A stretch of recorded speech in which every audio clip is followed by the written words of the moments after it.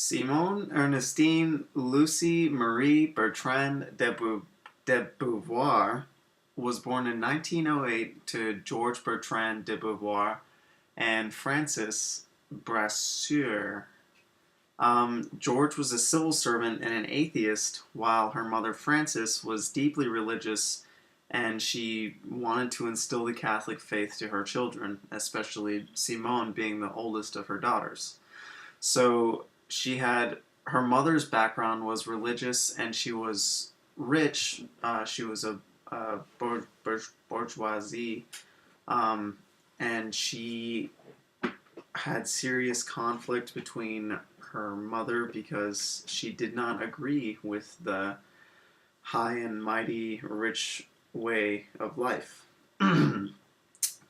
So with her father being an atheist and her mother being a devout Christian, she obviously came to a crossroads when she was 14 years old, and she had a crisis of faith and decided definitively that there was no God, and she decided to pursue intellectual side of life and to be a philosopher.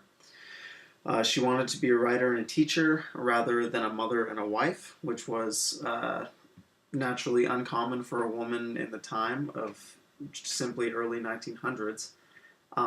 So as she progressed, she went to a all-Catholic girls' school, but she denounced God at the age of 14 and decided to pursue higher education. When she went into higher education, she met her most famous lover and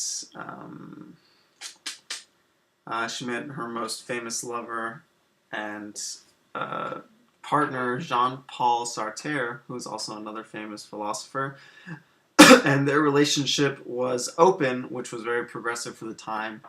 And they never married, even though they had multiple children, and she took on many lovers and seduced lots of students. Anyways, her methods incorporated various political and ethical dimensions, and a few of her most famous works are on ethics and women's rights. She wrote an early book of Pyrrhus et Cineas, which approaches the question of ethical responsibility from an existentialist framework, long before Sartre started working on existentialism. She was a devout existentialist, and she thoroughly believed in ethics being that which a person. It's up to the person to follow their own ethics. She followed that Pyrrhus et Cineas by writing The Ethics of Ambiguity, in which she developed an existentialist way of thinking that condemned a spirit of seriousness, in which she wanted people to have freedom and responsibility rather than being held down by the times.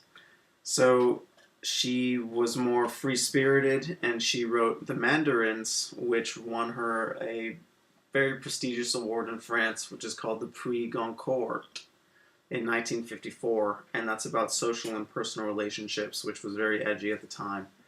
Her most famous work to the feminist movement is The Second Sex, in which she produced an attack on the fact that women have always had a sphere of immanence and that they were set to this one way of life. And she decided that women had to have their own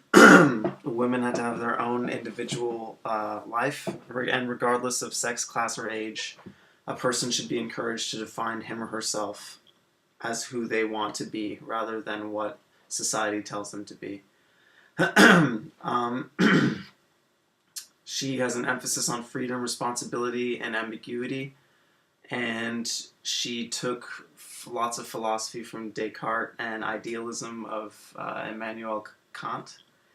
And essentially, The Second Sex heralded a feminist revolution, which remains to this day strong points on women's oppression and liberation. So she's a very free spirited, kind of do your own thing person uh, who believes in strength of a person rather being who they want to be and who they actually are rather than what society tells you to be.